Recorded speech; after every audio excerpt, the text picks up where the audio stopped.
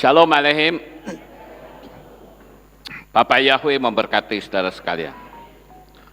Malam hari ini saya akan menyampaikan satu materi yang saya beri tema Left Behind Will Be. Yang kalau diterjemahkan kira-kira ketinggalan, siapa yang mengalaminya? Siapa yang akan ketinggalan, kira-kira terjemahannya begitu.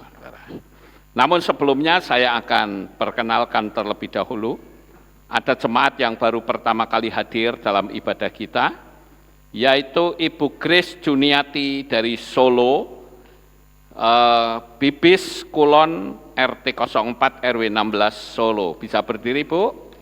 Kasih salam di belakang saudara. Bapak Yahweh memberkati.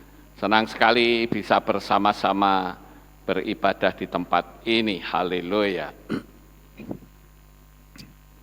Dari Solo ya, Surakarta, saudara. Oke, silakan duduk. Terima kasih. Baik, Bapak Ibu, saya akan sampaikan materi ini, left behind atau ketinggalan.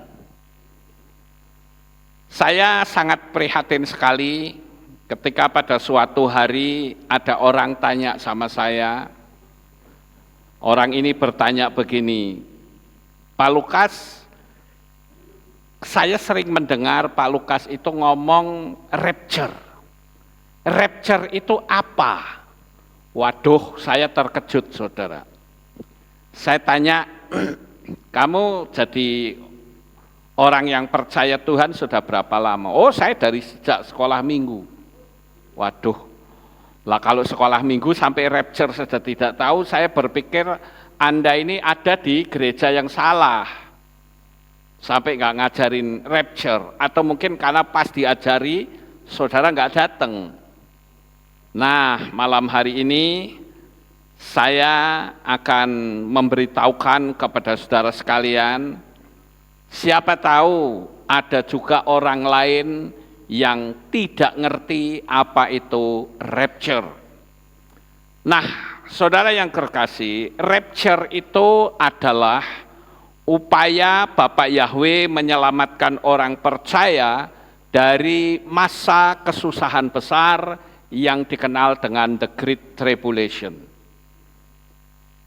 Saya akan bacakan ayatnya terlebih dahulu di dalam kitab Gilyahna atau kitab Wahyu pasal 12, ayat 6 dan 14.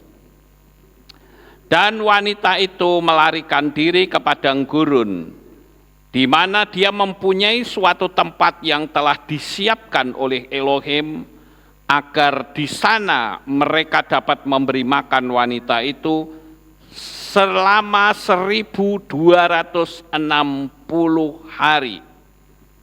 1200 berapa? 60 hari, itu kira-kira 3,5 tahun. Dan kepada wanita itu telah diberikan 2 sayap Raja Wali besar, supaya dia dapat terbang menuju padang gurun ke tempatnya, di mana di sana dia diberi makan selama 1 masa dan 2 masa dan setengah masa, jauh dari hadapan ular itu. Nah, kalau kita bicara tentang rapture, Bapak Ibu, ada beberapa pandangan.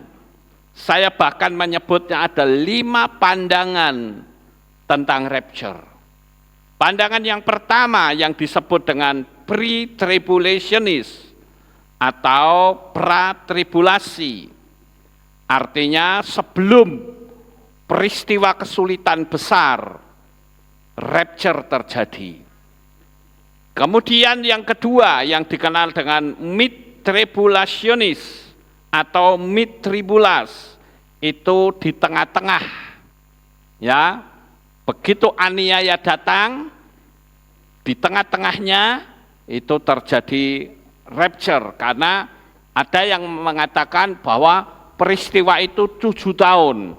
3,5 tahun pertama di situ belum terjadi apa-apa, begitu di tengah-tengah Yesua datang, terjadi rapture. Itu pandangan yang kedua. Pandangan yang ketiga yaitu pre-world tribulation atau pra-kesusahan, pra-amarah. Artinya belum apa-apa sudah terjadi rapture. Seperti sekarang tiba-tiba rapture, saudara. Kemudian yang keempat yaitu post-tribulationis atau post-tribulasi. Itu di akhir masa kesusahan besar, Yesua datang. Dan yang kelima adalah kelompok orang yang tidak mempercayai adanya rapture. Rapture itu bullshit, nggak ada itu. Nah, dari kelima ini saya perlu memberikan pandangan menurut konsep yang saya percayai. Rapture ada di mana? Kita akan lihat nanti, saudara. Untuk itu saya akan ajak saudara untuk nonton videonya terlebih dahulu. Rapture itu seperti apa? Yaitu akan terjadi secara serempak di seluruh dunia. Jadi nanti ketika saudara sedang nyetir mobil tiba-tiba orangnya hilang. Ya, itu rapture. Pilot tiba-tiba pilotnya hilang, itu rapture, saudara. Nah, itu yang saya katakan kita mesti lebih berhati-hati. Oleh karena itu, mendekatlah diri kepada Tuhan agar supaya saat rapture kita terangkat. Karena setelah rapture terjadi, maka akan terjadi masa kesusahan besar yang dikenal dengan the Great Tribulation. Nah, dunia ini akan total menjadi milik setan, saudara. Setan akan melakukan segala cara yang membuat manusia di dunia ini tidak akan tahan dalam menjalani hidup. Tujuannya adalah supaya manusia itu menyembah kepada setan secara terang-terangan. Dan sekarang mereka sudah bergerak. Semua lini sudah dikuasai. Platform yang ada di dunia ini juga sudah dikuasai. Baik makanan, baik alat-alat rumah tangga, semua sudah ada dalam kuasanya. Cuman belum saatnya saja. Oleh karena itu kita akan lihat gambarannya supaya saudara bisa tahu rapture itu seperti apa. Silakan diputar videonya. Here are 10 rapture videos that caught on camera. Number 1. Everybody listen The school up. You need to bus. get in your seats right now. Hey, you kids, step forward, please. Facing forward, thank you. That's what I like. Oh. Oh. Everybody hang on.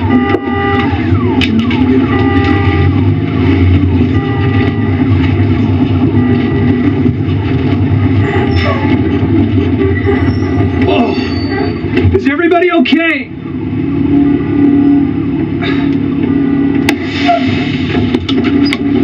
Kids! Kids!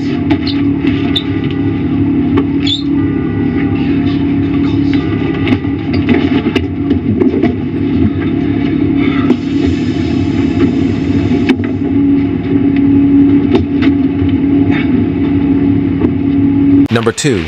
Mountain bikers. Hey, we'll stop right up here. All right, sounds good. Whoa! Jeremy? Jeremy! Jeremy! Jeremy! Number 3. Airport terminal.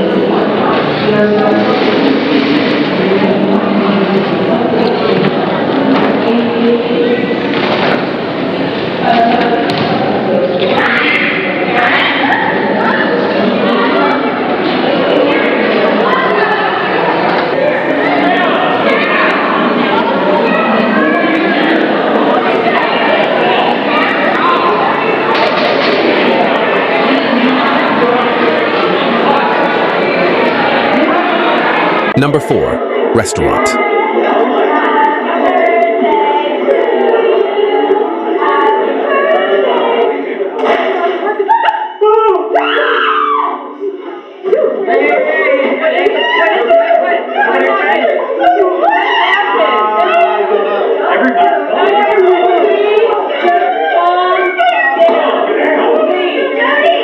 Number 5. Church service. Let us ask God to show us the way. Teach us His paths. Guide us in His truth and teach us, for He is our God. Our hope is in God, always and forever. As we wrap up, I'd like to ask that we all stand for one last song.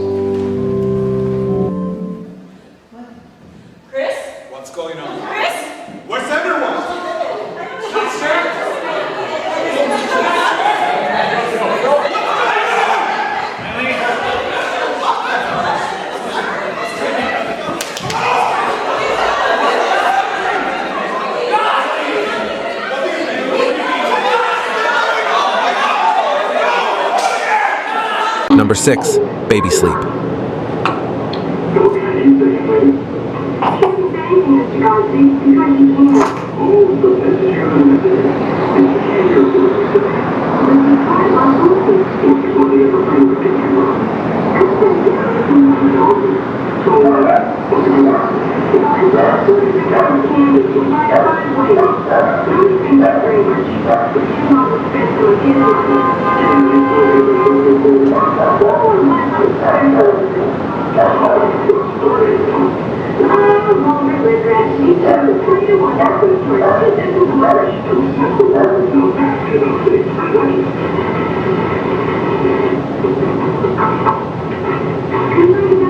Number 7. Car crash. Myself now. Nothing. That's the idea. Come back and Jill will take us for a spin. Okay, Danny, come on. Let's finish the video for the kids. Back to the bowl. Oh my God. Goodness.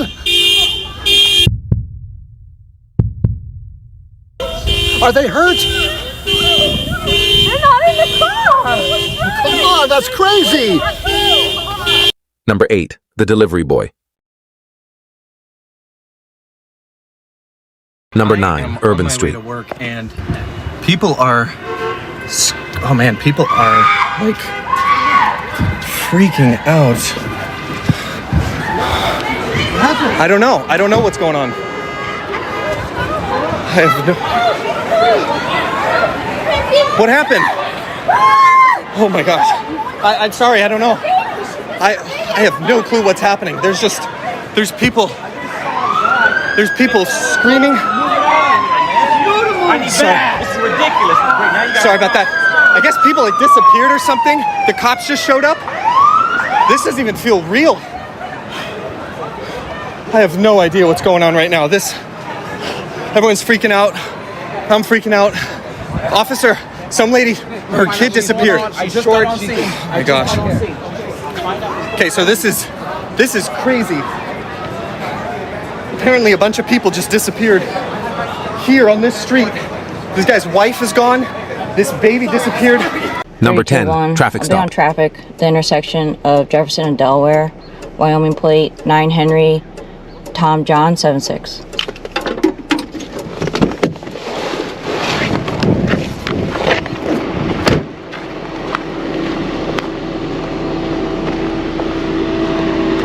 Hey, how's it going? I was speeding, wasn't I?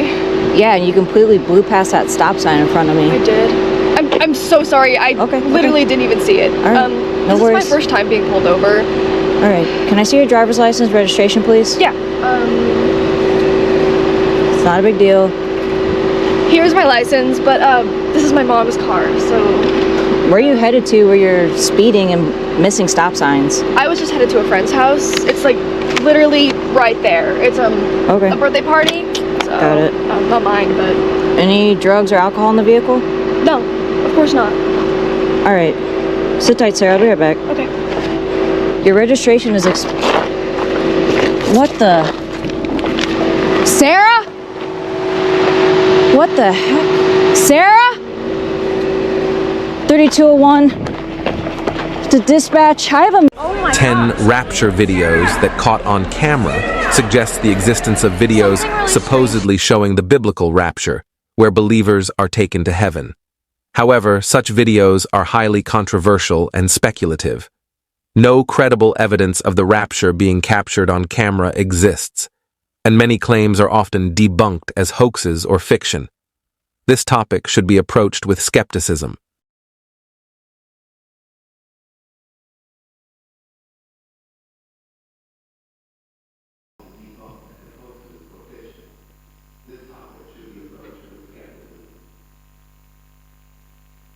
Ya, sampai di situ dulu.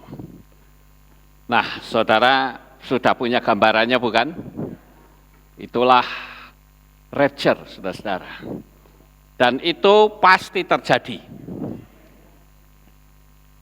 Nah, oleh karena itu malam hari ini saya akan ajak untuk saudara mempelajari kembali ke tema ini, left behind, will be, ketinggalan. Siapa yang ketinggalan?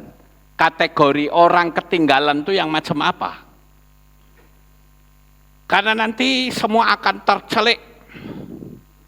Ada seorang yang mempertahankan konsep iman tapi ternyata dia ketinggalan. Akan ada pendeta yang digeruduk sama jemaat karena pendeta itu membohongi. Akan banyak peristiwa-peristiwa yang luar biasa terjadi. Nah, saya ajak saudara untuk mempelajarinya. Ini adalah versi-versi yang tadi saya sudah sebut. Ada yang berkata, ini yang bagian akhir ya, post-tribulation, yaitu setelah masa aniaya besar, setelah masa kesulitan besar, baru terjadi rapture. Ini adalah penafsiran yang keempat. Tapi kalau saya memiliki pemahaman seperti ini, saudara. Rapture dulu, baru the Great Tribulation, setelah itu masuk ke Perang Harmagedon. Baru setelah itu masuk ke Kerajaan 1000 tahun. Urutannya seperti itu, Bapak Ibu. Nah, alasan apa kok saya mengatakan rapture dulu baru the Great Tribulation? Nah, ini saudara harus tahu alasan saya. Yang pertama adalah rapture itu bukan cuma kedatangan Yesua saja sebagai mempelai, tetapi juga kembalinya Roh Kudus atau berakhirnya zaman Roh Kudus. Di Perjanjian Lama itu ada zaman Bapa, di mana yang paling menonjol adalah Bapa Yahweh. Bapa Yahweh bicara sama Abraham, Bapa Yahweh bicara sama Mose dan sebagainya. Tapi dari zaman Raja Daud sampai Yesua, itu yang menonjol adalah Yesua, yaitu Sang Juru Selamat. Itu banyak nubuatan yang terjadi. Nah, sejak Yesua kembali ke Samayim dan pencurahan Ruach Kodes, sampai hari ini itulah yang disebut zaman Roh Kudus. Dan zaman Roh Kudus ini akan berakhir nanti ketika Yesua datang kembali, Roh Kudus kembali ke Samayim. Ketika dia kembali, dia tidak sendirian, tapi bawa kita serta. Dan bukan cuman itu saja, Bapak Ibu. Namun ketika Roh Kudus kembali, maka kitalah yang menyatakan diri sebagai mempelai, kita menyongsong mempelai pria kita. Dan Yesua tidak menjejakkan kakinya di bumi ini. Dia cuma di awan-awan saja. Ya, cuma di awan-awan. Tapi nanti di kedatangannya yang periode kedua, dia menjejakkan kaki dan Bukit Zaitun terbelah. Seperti itu, saudara. Tapi saya tidak akan menceritakan hal-hal yang seperti itu, karena nanti keluar jalur. Saya akan menunjukkan kepada saudara sekalian agar supaya kita waspada. Nah, ini yang terakhir, yaitu orang yang punya pendapat rapture itu tidak ada. Ya, jadi rapture itu bullshit, saudara, nggak ada. Nah, saya akan tunjukkan terlebih dahulu alasan-alasan saya yang pakai ini. Ya, jadi rapture itu bukan cuma kedatangan Yesua sebagai mempelai pria, tetapi juga kembalinya Roh Kudus atau berakhirnya zaman Roh Kudus.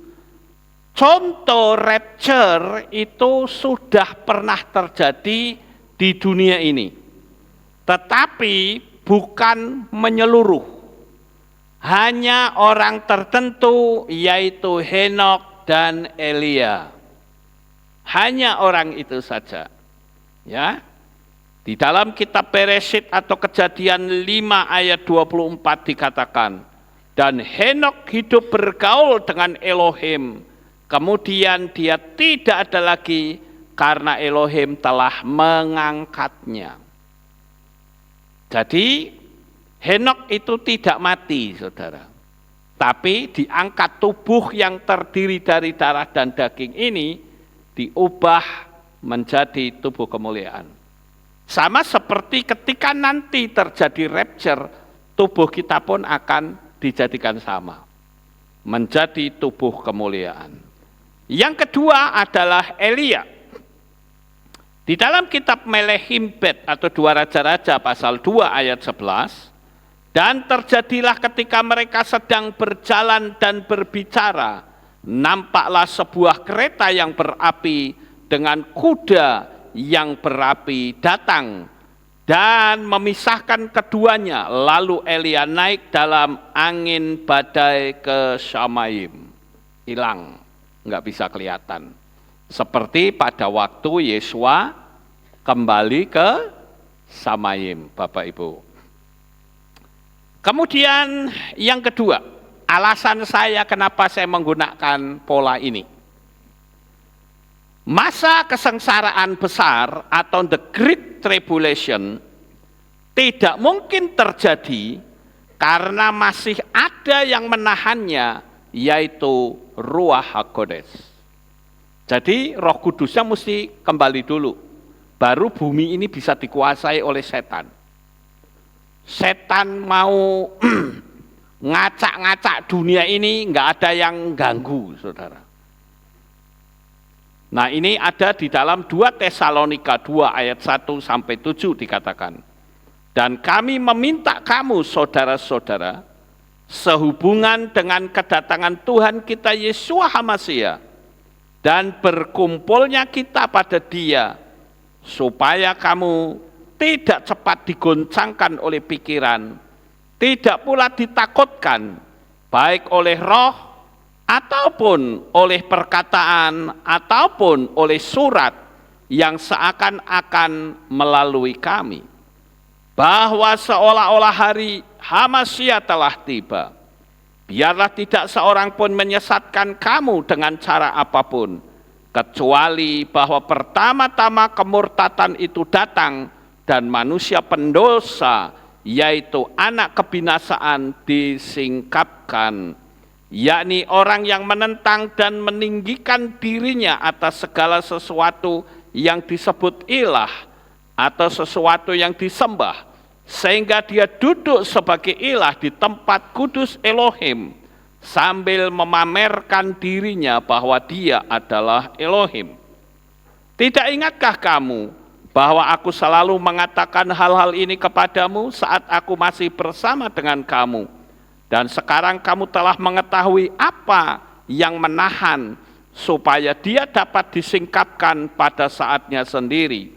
Sebab rahasia kedurhakaan sudah mulai bekerja, hanya sekarang ada yang sedang menahannya, sehingga dia dapat muncul dari tengah-tengahnya. Ini bicara tentang munculnya murtad. Orang yang tadinya menggebu-gebu panggil nama Yahweh dan Yesua, kabur, saudara. Ada yang karena ancaman dia takut. Ada yang karena perkawinan dia takut. Ada yang karena dipecat takut. Ada yang karena diancam mau dicerai takut. Pokoknya tujuannya meninggalkan Bapa Yahweh di dalam Adonai Yeshua HaMashiach. Sehingga terjadi kemurtatan besar-besaran. Dan ini sedang terjadi saat ini, saudara. Saya punya banyak teman-teman yang tadinya menggebu-gebu, kabur, saudara. Dengan segala konsep-konsepnya. Bahkan ada juga yang sampai lari ke agama lain. Saya katakan terlalu bodoh orang-orang ini. Tapi ya memang itu harus terjadi sesuai dengan apa yang telah tertulis. Jadi nanti saudara-saudara, ketika terjadi rapture dan dunia ini total dikuasai oleh setan, maka setan akan bertindak bebas segila-gilanya. Nah sekarang aja kan sudah kelihatan gilanya, saudara. Pikiran manusia dibolak-balik semua. Nanti kalau saya ngomong di sini salah, ya toh? Padahal banyak otak-otak orang yang katanya bertitel kualik kabeh, saudara. Ya. Kebalik semuanya. Maka saya katakan inilah masanya nanti. Orang sudah tidak lagi bicara tentang prinsip logika kebenaran. Tapi kebenaran go karepe dhewe. Hati-hati, saudara. Sekarang yang keempat, alasan saya pakai yang ini, saudara. Yaitu bait suci akan berdiri dan disitulah akan muncul sosok yang akan menjadi juru damai antara Israel dengan musuh-musuhnya. Bait suci itu akan berdiri hanya dalam waktu 3 hari saja. Saudara mungkin beberapa waktu yang lalu mendengar pernyataan Benyamin Netanyahu. Dia sudah ngebet pingin mendirikan bait suci. Ada orang yang berkata begini, oh bait suci itu kalau belum berdiri lama Pak. Itu kayak zaman dulu 40 tahun. Saya bilang Anda ini berarti nggak ngikutin perkembangan zaman. Sekarang ini bait suci itu sudah bisa, diangkat itu sudah naik, saudara. Dan insinyur Yehudi itu berani mengklaim dalam 3 hari bait suci itu berdiri. Persis seperti yang Yesua ucapkan, rombak bait suci ini dan dalam 3 hari aku akan mendirikannya kembali. Walaupun Yesua ngomong itu untuk dirinya sendiri, tetapi itu akan tergenapi nanti ketika juru damai itu sudah muncul. Sekarang memang belum kelihatan, saudara. Nanti juru damainya muncul, dielu-elukan oleh Israel dan oleh bangsa-bangsa lain. Ini dia anti Hamasyahnya. Nanti dia yang akan berdiri di bait suci, di tempat kudus. Dan disitulah kita tahu siapa sosok yang sebenarnya. Kalau sampai sekarang belum kelihatan, saudara. Makanya saya selalu mengikuti gerakan yang ada di Israel sana. Jadi, kalau begitu berarti masa kedatangan Yesua betul-betul sudah sangat dekat sekali. Nah, Bapak Ibu yang terkasih, sekarang yang menjadi pertanyaan bagi kita adalah, bagaimanakah caranya atau jenis orang yang seperti apa yang tertinggal? Nah ini saya akan sampaikan, orang yang macam apa yang ketika rapture ketinggalan. Saya berharap kita tidak ada di orang-orang itu. Ya, yang pertama adalah sudah teriak-teriak tapi ketinggalan karena yang dipanggil nama asing. Ya. Sama seperti calo yang di terminal. Semarang, Semarang, Semarang. Orangnya pada naik ke dalam bis. Jogja, Jogja, Jogja. Ayo ini bagus ini. Tapi ternyata bisnya sudah pada nyampe, dianya masih ada di situ. Ini akan banyak orang yang seperti itu, saudara. Dia menunjukkan kebenaran, teriak-teriak, tapi dia nggak bisa naik, nggak bisa ke bawah. Kenapa? Karena salah informasinya, memberi informasi yang salah. Itu. Di dalam kitab Shemot pasal 23 ayat 13. Dan dalam segala hal yang telah kufirmankan kepadamu, haruslah kamu waspada dan janganlah kamu menyebut nama ilah-ilah lain. Hal itu janganlah terdengar dari mulutmu. Ini sebetulnya adalah bukti bahwa Bapak Yahweh itu cemburunya luar biasa.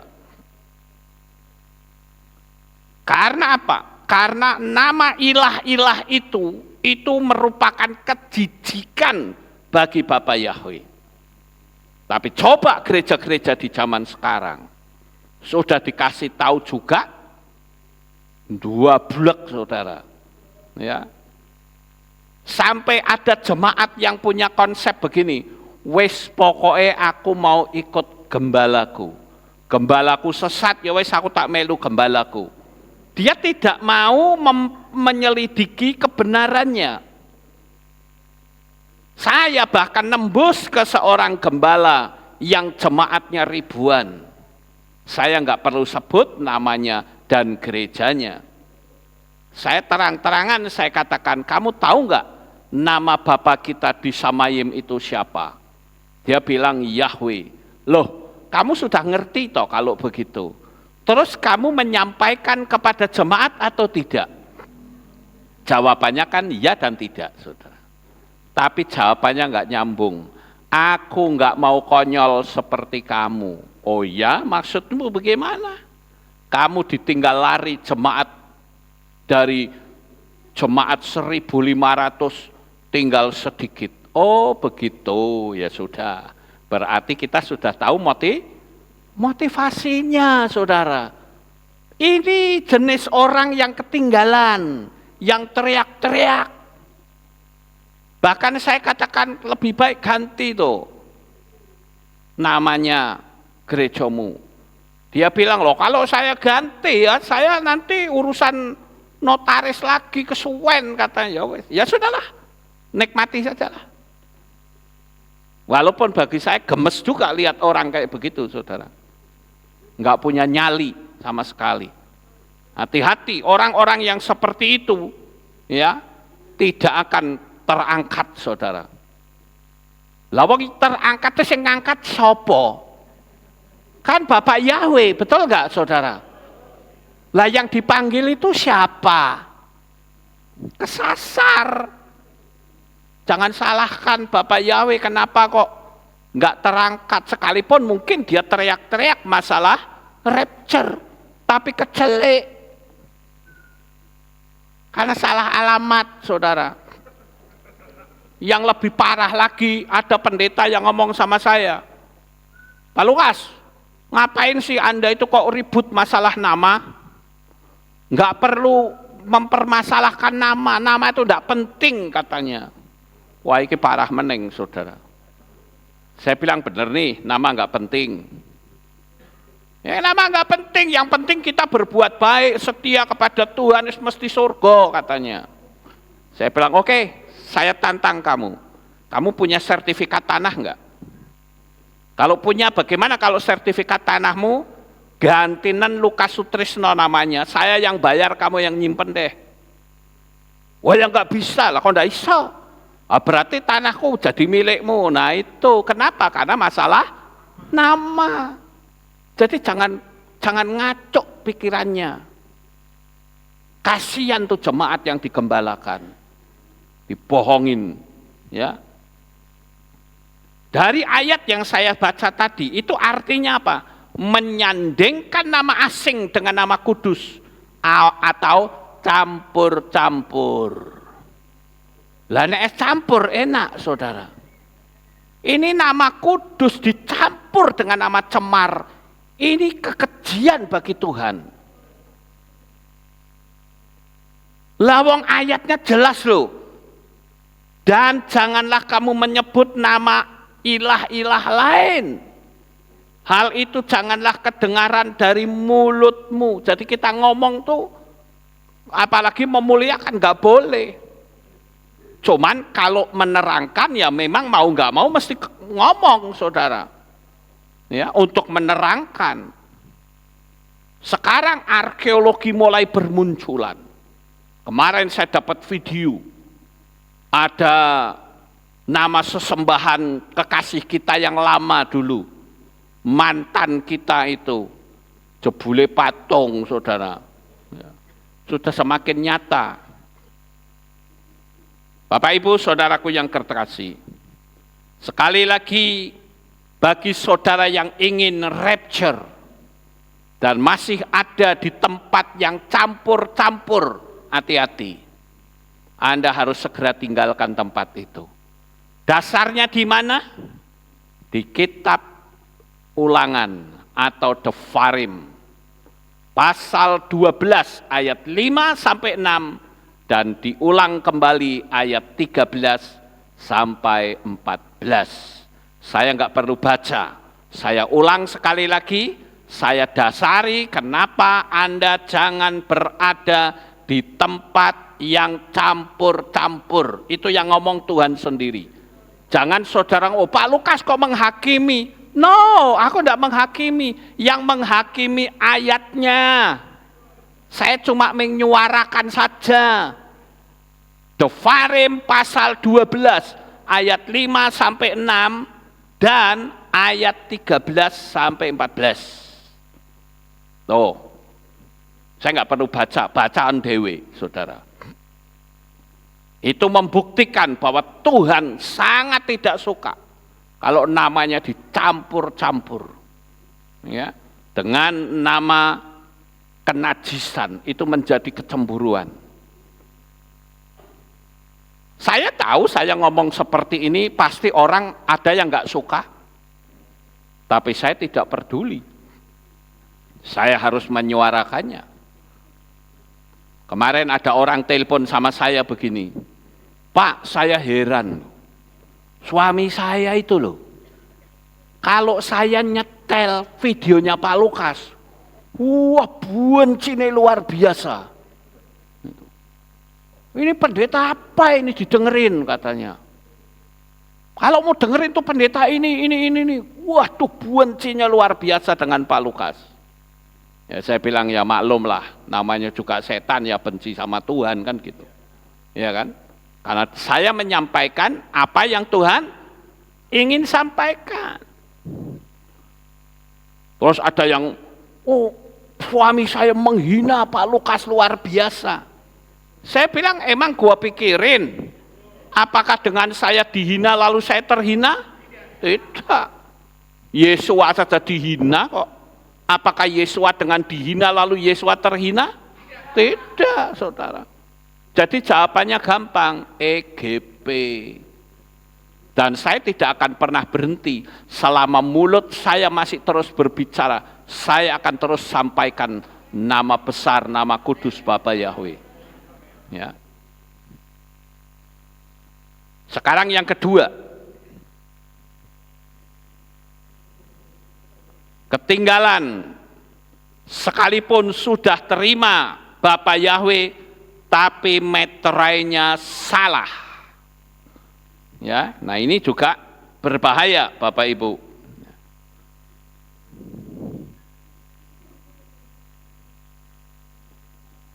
Ini yang tadi ya, ini yang tadi, saudara. Orang tuanya Yesua orang Ibrani. Bapaknya, ibunya orang Ibrani. Tapi anaknya namanya Yunani.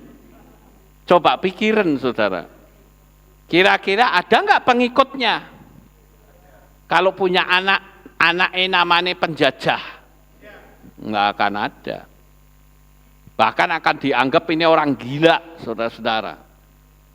Nama apapun alasannya tidak bisa diubah, tidak bisa diterjemahkan.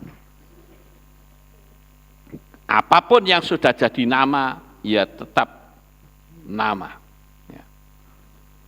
Contoh misalnya, orang yang namanya katakanlah Untung, ya tidak bisa kalau sampai di Amerika, what's your name? My name is Lucky, kan nggak mungkin, saudara.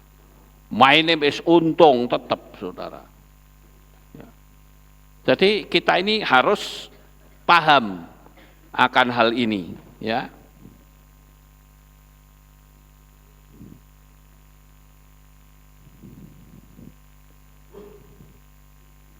Di dalam kitab Matai pasal 28 ayat 19. Oleh karena itu seraya pergi muridkanlah semua bangsa dengan membaptis mereka dalam nama Bapa dan Putra dan Roh Kudus. Nah, ini ada pendeta yang cari amannya, baptisnya modelnya kayak begini. Dalam nama Bapa, Putra dan Roh Kudus. Ya, Bapaknya sopo namanya? Bisa Pak Yanto, Pak Rohadi, Pak Joko, Pak Slamet, Pak yang mana? Ya. Nah, kita lihat di sini juga masalah kelahiran Yesua juga dipelesetkan, saudara. Ya. Jadi semua itu setan berusaha untuk mempelesetkan. Itu yang atas, kapan Yesua lahir dan cara menghitungnya. Kemudian yang tengah ini kejanggalan di seputar kelahiran Yesua. Ini seputar Natal. Ya.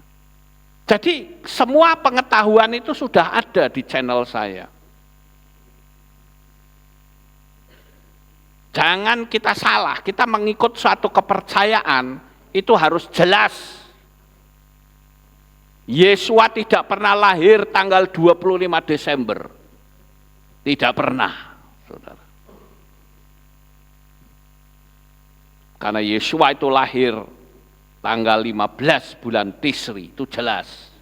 Di kitab suci ada. Kenapa sampai orang-orang pada pulang mudik, itu kan jelas sekali. Mereka pulang mudik itu bukan karena adanya sensus penduduk. Bukan. Justru sensus penduduk itu nebeng karena bangsa Israel pada pulang mudik. Yang sekarang dicontoh sama orang-orang Islam. Setiap Idul Fitri orang pada pulang, saudara. Mudik itu kan nyontoh polanya Ibrani. Mereka pulang mudik. Dan saat pulang mudik itulah Maria dan Yosef datang. Ikut ke Yerusalem. Ngapain ke situ, saudara? Karena mereka mau merayakan Hari Raya Sukot. Jadi Yesua itu lahirnya persis di perayaan Sukot. Gampang sih sebetulnya. Makanya yang di atas itu saya terangkan. Saya counter itu Gilbert, saudara. Kasih menerangkan yang ngawur, saudara. Ya saya ngomong seperti ini karena itu sudah terbuka. Ya, dan saya harus berani katakan, jangan karena dia punya jemaat banyak lalu menerangkan kita takut untuk mengcounter. Enggak bisa begitu. Kita harus counter karena itu polanya salah. Ya. Nah sekarang kalau kita lihat, saudara, yang kedua, tertinggal karena salah memeteraikan, meterai kepemilikan. Di sini saudara harus tegas karena ini menyangkut keselamatan. Jangan tunda karena kita tidak tahu kapan kita mati. Ya. Di kitab Matai 28 ayat 19, karena itu seraya pergi muridkanlah semua bangsa dengan membaptis mereka dalam nama Bapa, Putra dan Roh Kudus. Jadi bapaknya itu harus disebut, bapaknya siapa? Putranya itu siapa? Ya. Kalau Roh Kudus memang itu bukan nama. Ya. Roh Kudus bisa diterjemahkan jadi Holy Spirit, bisa diterjemahkan Roh Suci. Ya. Tapi kalau Bapa Yahweh dan Yesua itu jelas. Angka gematrianya juga jelas. Lah sekarang kalau kita bicara masalah baptisan saja, banyak yang salah, belum formulanya loh, saudara. Namanya baptis tapi dicipratin. Nah, cipratin itu kan bukan baptis namanya. Baptis itu kan dari bahasa Yunani, baptizo. Diciprati itu namanya rantizo. Terus ada lagi yang diguyur air itu proskusis. Mosok diciprati ngomongnya baptisnya ditenggelamkan. Itu secara hukum alam supranatural. Artinya kita mati dan ketika kita keluar dari air, kita bangkit. Tapi kalau kita dulu dibaptis namanya salah, bahaya saudara. Sekarang boleh nggak kalau saya baptis ditenggelamkan, tapi nyebutnya salah, nama ilah lain gitu, ya nggak boleh. Apalagi kita sudah mengakui bahwa di atas muka bumi ini hanya ada satu nama, yaitu Bapa Yahweh di dalam Adonai Yeshua HaMashiach. Di luar itu no. Jadi jangan campur-campur saudara. KPI tidak boleh campur-campur. Walaupun ada sinode lain yang mengizinkan campur-campur, KPI tidak. Kalau tidak Yahweh Yeshua, ya lebih baik keluar saja, nggak usah di KPI. Itu sudah prinsip saudara. Jadi baptisan saja bisa pleset saudara. Ada yang bilang, lo baptisan itu kan simbol. Lah justru kalau simbol tak kejar. Simbol itu harus tepat. Sama seperti simbol negara Indonesia itu apa?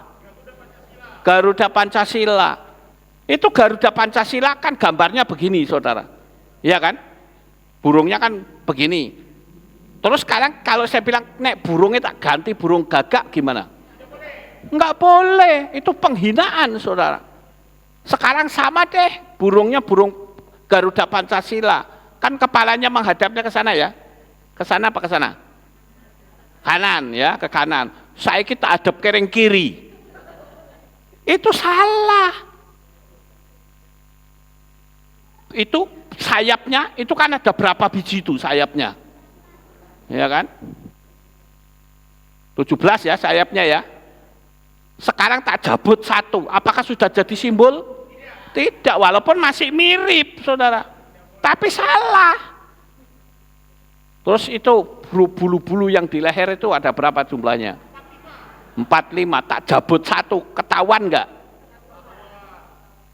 Bisa jadi enggak kelihatan, tersamar karena mirip semua, tapi salah. Itu yang disebut simbol saudara. Simbol itu harus tepat. Sama seperti baptis. Baptis itu simbol, meterai kepemilikan. Jangan sampai kita nanti di kursi pengadilan Tuhan, ada makhluk lain yang datang bilang, Tuhan ini orang milik saya loh. Dulu dia dibaptis dalam nama saya. Sudah diomongi rak gelem, piye? Ayo gimana saudara? Bahaya enggak kita? Bahaya.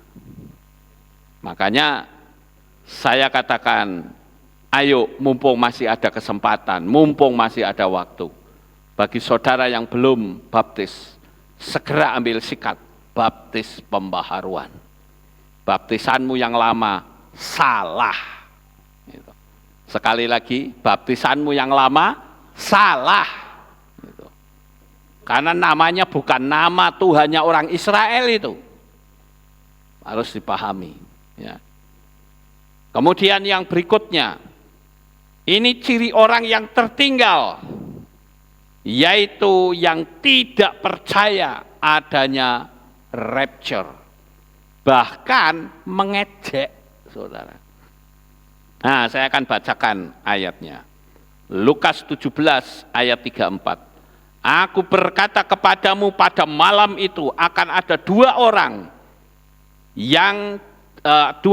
di atas satu tempat tidur, yang seorang akan diambil dan yang lain akan ditinggalkan. Lukas 17 ayat 35. Akan ada dua orang yang sedang menggiling bersama-sama, yang seorang akan diambil dan yang lain akan ditinggalkan. Ayat 36. Akan ada dua orang di ladang, yang seorang akan diambil dan yang lain akan ditinggalkan. Kalau sama film tadi, saya bisa ganti.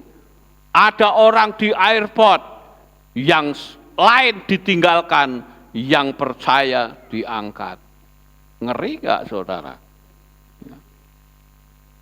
2 Petrus 3 ayat 3-4. Dan pertama-tama mengetahui hal ini, bahwa pada hari-hari terakhir akan muncul para pengejek yang berjalan sesuai dengan keinginannya sendiri dan yang berkata, di mana janji mengenai kedatangannya?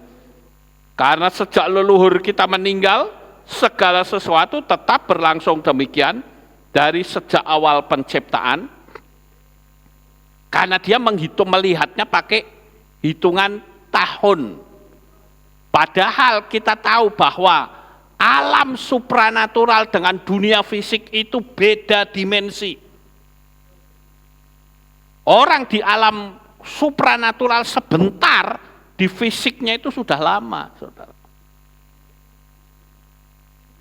Jadi kita mesti hati-hati, masa kedatangan Tuhan itu betul-betul sudah ada di depan mata kita.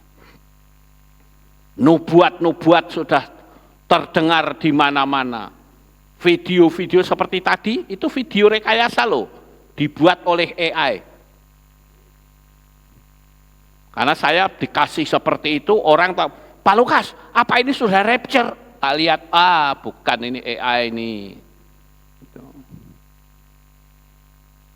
Itu sebuah gambaran bahwa kelak akan seperti itu peristiwanya. Dan saya selalu menghimbau, hati-hati Bapak Ibu. Kalau sampai kita ketinggalan, itu betul-betul penderitaan yang maha hebat saudara alami.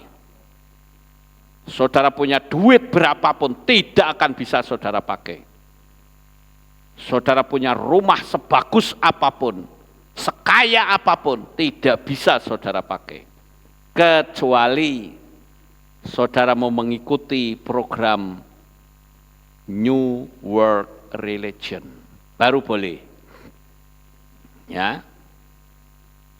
Sekarang yang menjadi pertanyaan, ada nggak di sini, atau mungkin Bapak Ibu Saudara yang di rumah, mengejek-ngejek tentang kedatangan Tuhan? Kelak Anda akan menyesal seumur hidup. Seperti zaman Noah, saudara. Banyak orang yang mengajak, dasar orang gila. Logika dipakai, Bung. Masa bikin perahu kok di atas gunung, yang bener aja. Kalau bikin perahu, bikin kapal di pantai, masuk akal. Tapi kalau bikin di gunung, ya mikir, Anda mau ikut mereka, jangan mau digobroki. Noah diolok-olok, dicaci maki, diejek, bahkan dianggap gila. Tetapi apakah Noah berhenti karena pengaruh orang? Tidak. Dia tetap jalan. Dia tidak peduli, nggak urusan orang mau ngomong apa. Yang dia lakukan adalah, aku lakukan sesuai perintah Elohim. Saya kasih tahu Bapak Ibu, termasuk saudara yang ada di rumah. Saya ingin ketika rapture, saya ikut. Jadi saya hati-hati. Saya tidak sembrono dalam menyampaikan firman. Karena saya rindu seluruh jemaat yang saya sayangi, bahkan termasuk saudara yang mengikuti streaming kami secara rutin, saya mencintai saudara. Saya ingin kita rapture bersama. Kita akan menyongsong Tuhan di awan-awan yang permai. Sekarang yang keempat. Tertinggal karena menerima tanda bilangan binatang itu. Kemarin baru simulasi loh saudara. Tapi korbannya sudah jutaan orang. Saudara tahu maksud saya? Ra usah diterangke ya, saudara pasti sudah ngerti. Tanda bilangan 66. Loh kalau orang bilang, loh Pak saya sudah terlanjur bagaimana? Minta ampun sama Tuhan. Kecuali kalau penyematan tanda bilangan itu 1 kali, selesai. Tapi berkali-kali, dan saudara bisa minta ampun, katakan, Tuhan, aku berjanji tidak akan pernah mau menerima tanda bilangan binatang itu. Ampuni saya, beri kesempatan untuk saya bisa ikut rapture, dan Tuhan yang Maha Pengampun itu mengampuni saudara. Sampai di sini paham Bapak Ibu?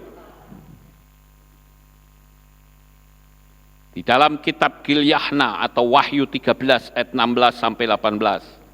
Dan dia membuat semua orang, kecil dan besar, juga kaya dan miskin, bahkan merdeka dan hamba, supaya dia memberikan kepada mereka sebuah tanda pada tangan kanan mereka atau pada dahi mereka. Dan supaya setiap orang tidak dapat membeli atau menjual, kecuali dia yang mempunyai tanda atau nama binatang itu atau bilangan namanya. Inilah hikmat itu. Siapa yang memiliki pengertian, biarlah dia menghitung bilangan binatang buas itu, karena itu adalah bilangan seorang manusia, dan bilangannya adalah 666. Tidak bisa membeli dan menjual. Pernah nggak kejadian kayak begini? Pernah, ya. Baru kemarin ngalamin. Terus ada yang ngomong gini, Pak, tapi itu kan dikatakan tandanya di tangan kanan. Kalau mau tuntut harus tangan kanan. Saya akan bilang, lihat Benyamin Netanyahu pada waktu menerima tanda bilangan binatang itu, di kanan atau kiri? Ya? Di kanan atau kiri? Kanan. Di kanan. Saya punya videonya. Sekarang mau di kanan mau di kiri sama enggak? Sama. Coba saudara tak suntik racun di tangan kanan, kiri atau kaki sekalian. Tetap aja mati saudara. Paham enggak? Wahyu 14 ayat 9 sampai 13. Dan malaikat yang ketiga mengikuti mereka seraya berkata dengan suara nyaring, jika seseorang menyembah binatang buas itu dan ikonnya, dan menerima tanda pada dahinya atau pada tangannya, maka dia pun akan minum dari anggur amarah Elohim yang telah dicampur tanpa diencerkan di dalam cawan murkanya, dan dia akan disiksa dengan api dan belerang di hadapan malaikat-malaikat kudus dan di hadapan Anak Domba. Dan asap siksaan mereka membubung selama-lamanya, dan mereka yang menyembah binatang buas dan ikonnya, dan siapa saja yang menerima tanda namanya, mereka tidak memperoleh istirahat siang dan malam. Ini adalah ketabahan orang-orang kudus. Inilah mereka yang memelihara perintah-perintah Elohim dan iman Yesua.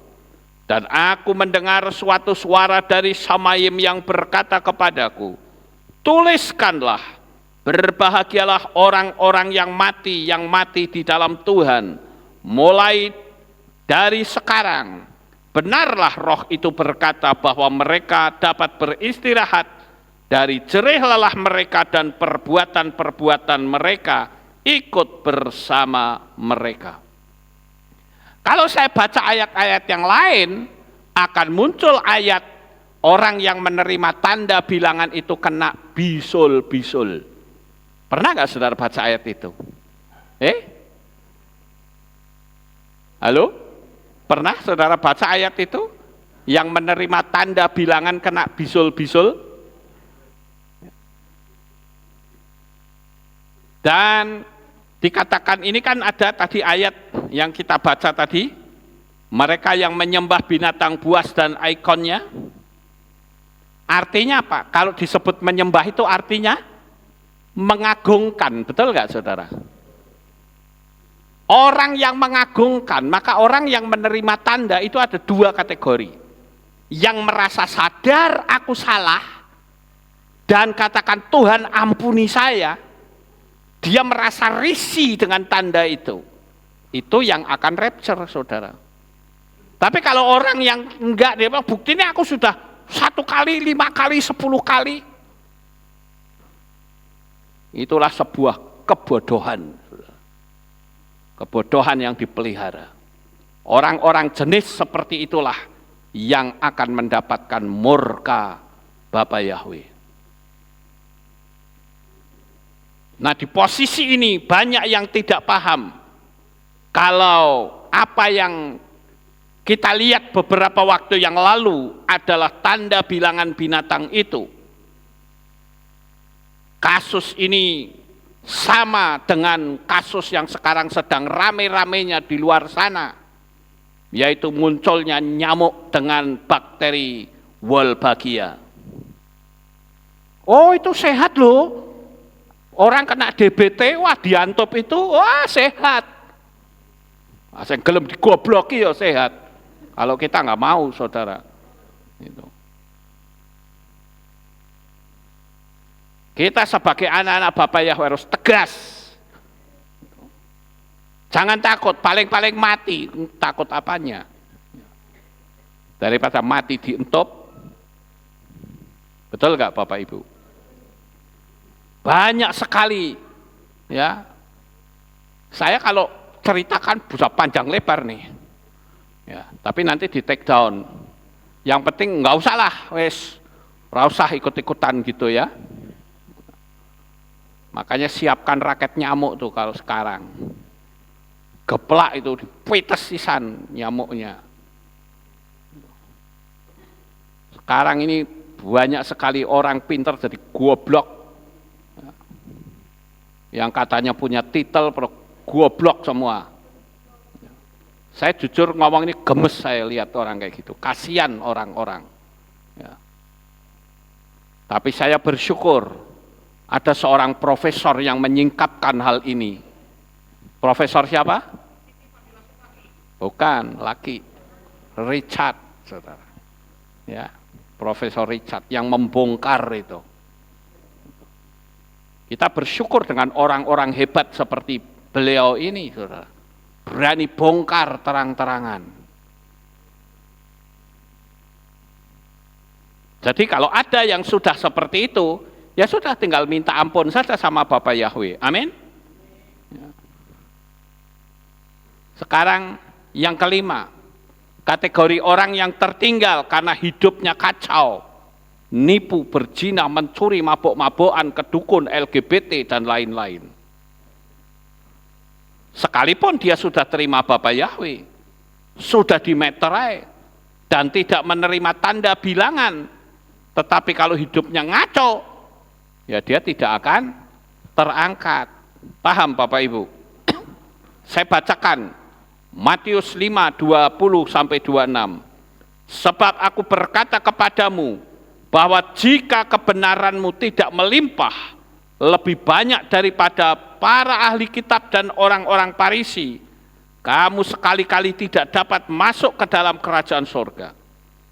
Kamu telah mendengar apa yang telah dikatakan kepada mereka pada zaman dahulu, jangan membunuh, dan siapa yang membunuh dia pantas berada dalam hukuman.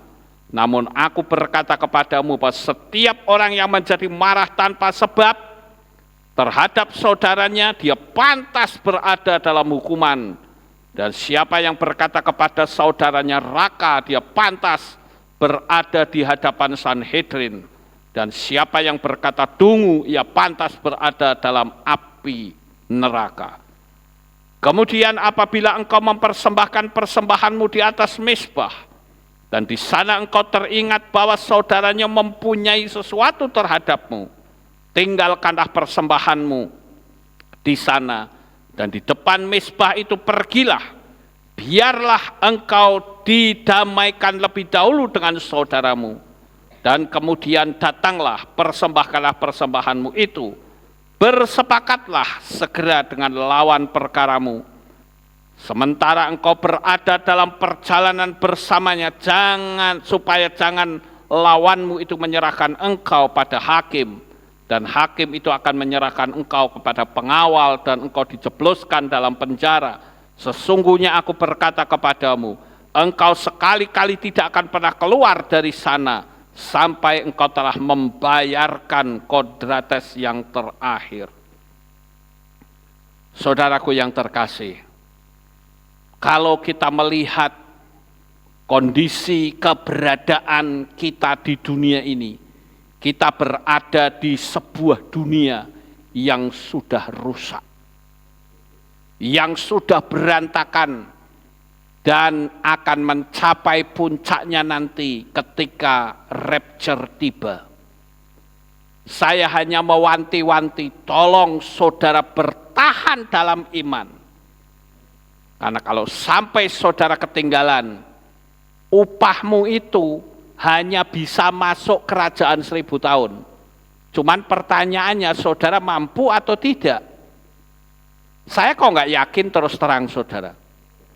Karena pada masa aniaya besar, the Great Tribulation, kitab suci jelas mengatakan orang cari mati, tapi nggak bisa mati. Sudah banyak peristiwa-peristiwa yang terjadi. Orang ketabrak mobil sampai tubuhnya terbelah jadi 2. Nggak mati juga. Orang yang kecelakaan, mukanya kebarut aspal, sampai hilang mukanya separuh, nggak mati juga. Karena apa? Maut lari. Malaikat pencabut nyawanya nggak nyabut, ya nggak mati-mati saudara. Dan itu nanti akan terjadi saat triple six berkuasa di atas muka bumi ini. Makanya saya selalu mengatakan, ayo bertahan saudaraku. Jangan engkau terpengaruh. Makanya orang yang kemarin ngomong sama saya, dia katakan, sekalipun suami saya menekan saya hebat, saya tidak peduli. Keselamatan sendiri-sendiri. Dia bahkan ngancam saya mau menceraikan saya, enggak urusan. Toh waktu saya di dunia tidak lama. Saya bilang bagus, itulah yang namanya iman. Terus dia nyerain enggak? Enggak katanya, cuma ngomong tok, saudara. Makanya saya katakan sekarang ini, ayo bertahan Bapak Ibu. Ini bukan bicara agama, tidak. Saya tidak bicara agama. Tapi saya bicara tentang keselamatan.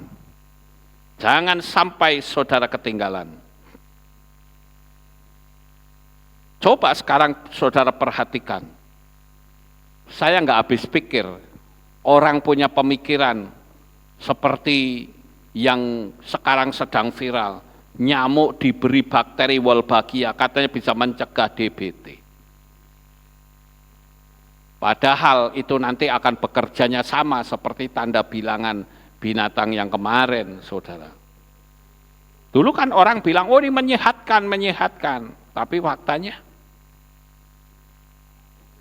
di giliran diajak debat nggak berani, bisa membuktikan nggak berani, saudara.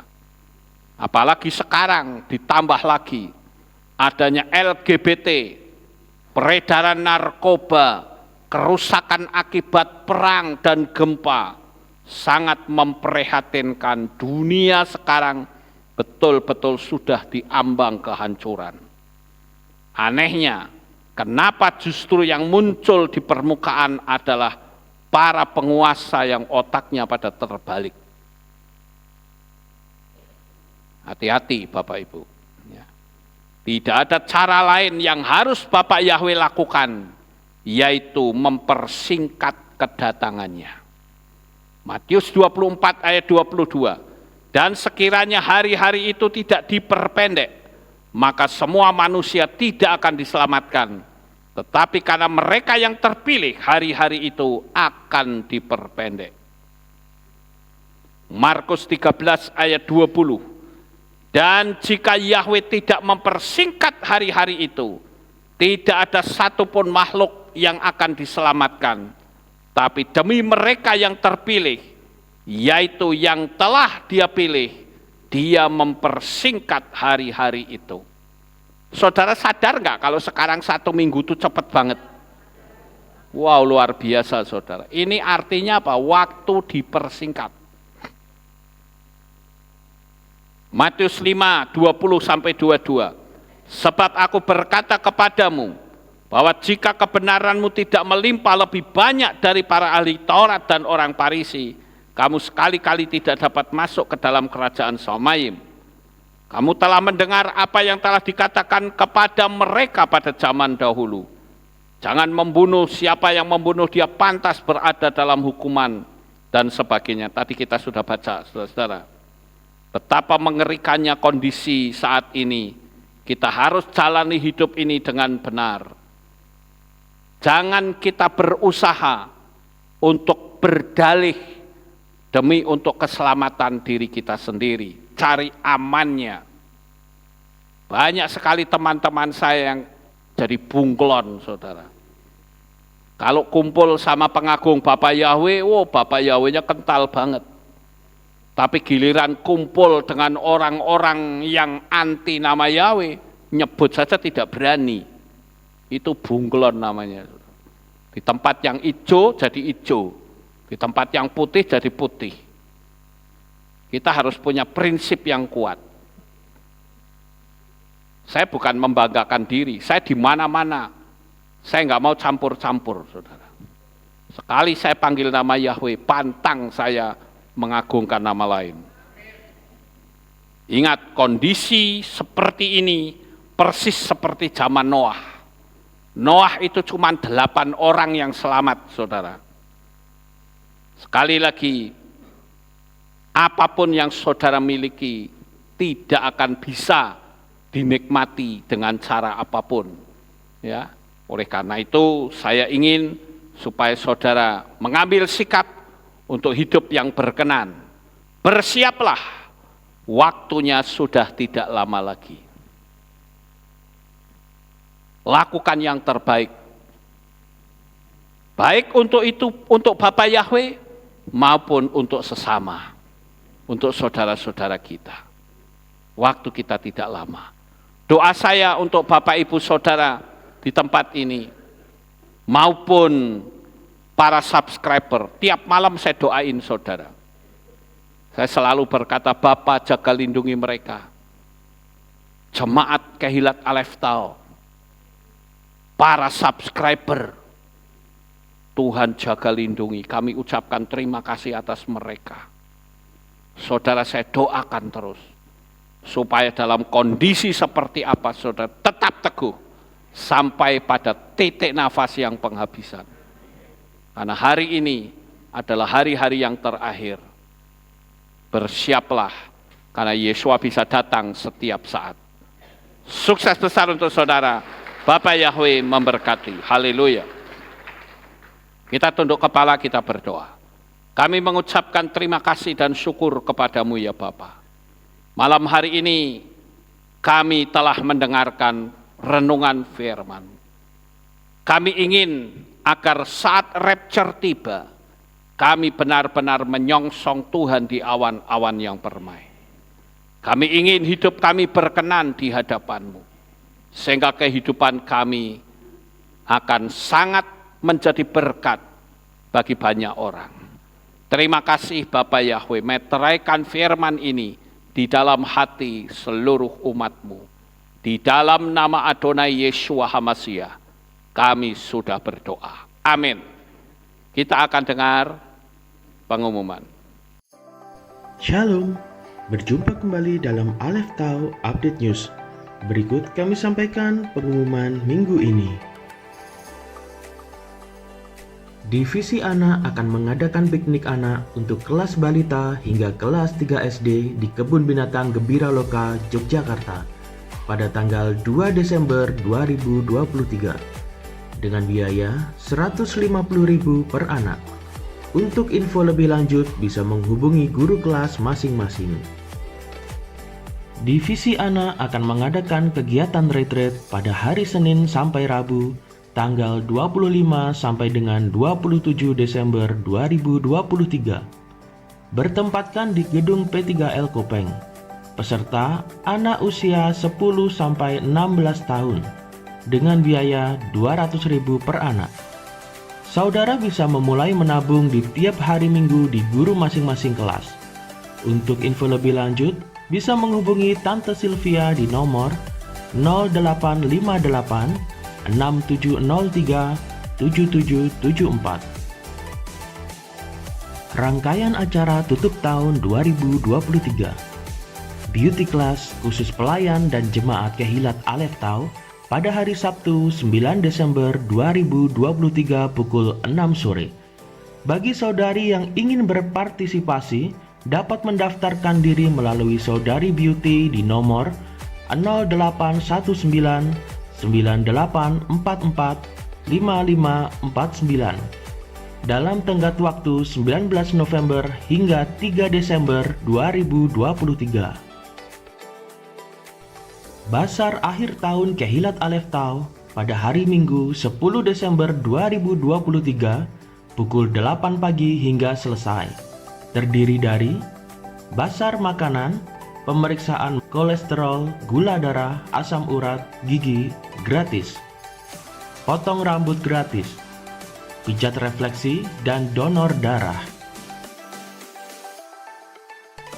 Divisi Multimedia membuka kesempatan bagi jemaat Kehilat Aleph Tau Magelang yang rindu melayani Bapak Yahweh di bidang LCD, kameramen, editor, fotografer, videographer, live streaming, content creator, dan reporter pengumuman.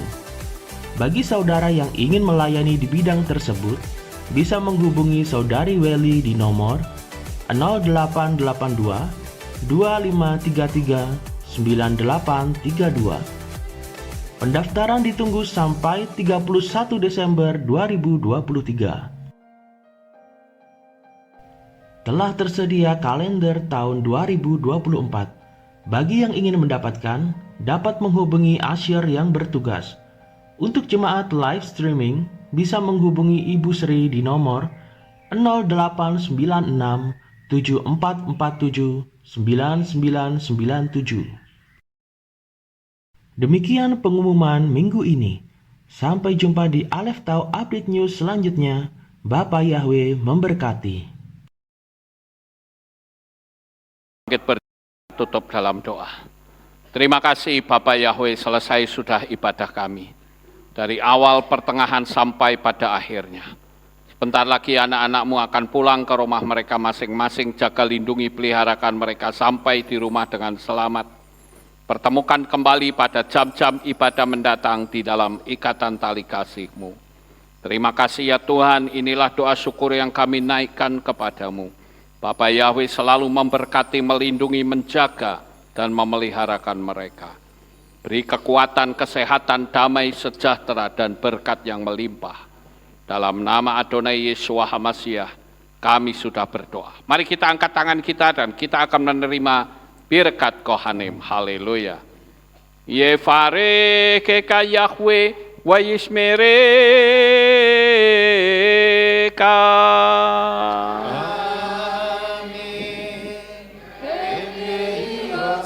Yair Yahweh panau eleka wihuneka.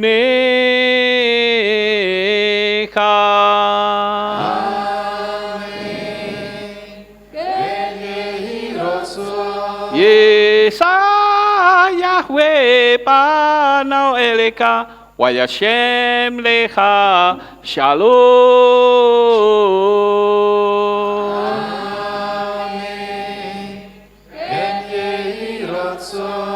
Baruk atapair ufaruk atapasareh. Engkau akan diberkati di kota dan kau akan diberkati di ladang. Baruk peripit neka ufriat matka ufri fahem teka syekar ala peka wa esterotsoneka. Diberkatilah buah kandunganmu, diberkati hasil bumimu, diberkati hasil ternakmu, anak-anak lembumu dan anak-anak dombamu. Amin. Baruk tanah kau misyarteka, diberkatilah bakulmu dan tempat adonanmu.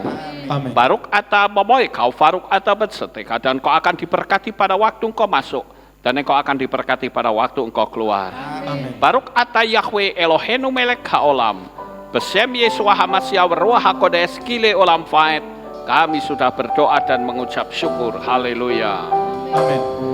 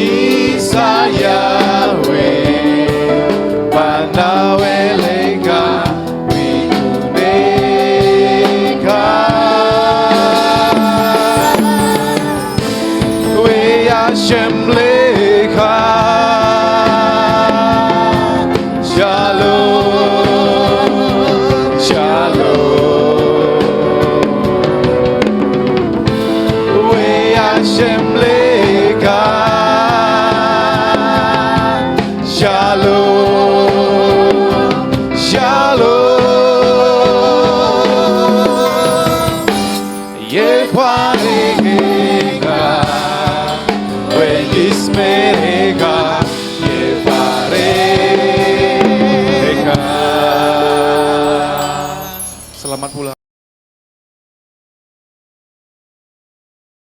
Terima kasih atas kehadiran Bapak Ibu Saudara sekalian dalam ibadah bersama kami di Kehilat Alef Tau Magelang. Doa saya Bapa Yahweh memberkati dengan kesehatan yang sempurna, damai sejahtera dan berkat materi yang semakin melimpah.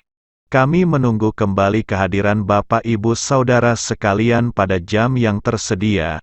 Hari Sabat jam 5 pagi, hari Minggu jam 6 pagi, hari Rabu jam 6 sore. Siap sedialah sebagai mempelai Hamasya untuk menyambut kehadiran mempelai pria kita yaitu Adonai Yeshua Hamasya di awan-awan yang permai. Amen lehitraot. Shalom, sampai jumpa kembali.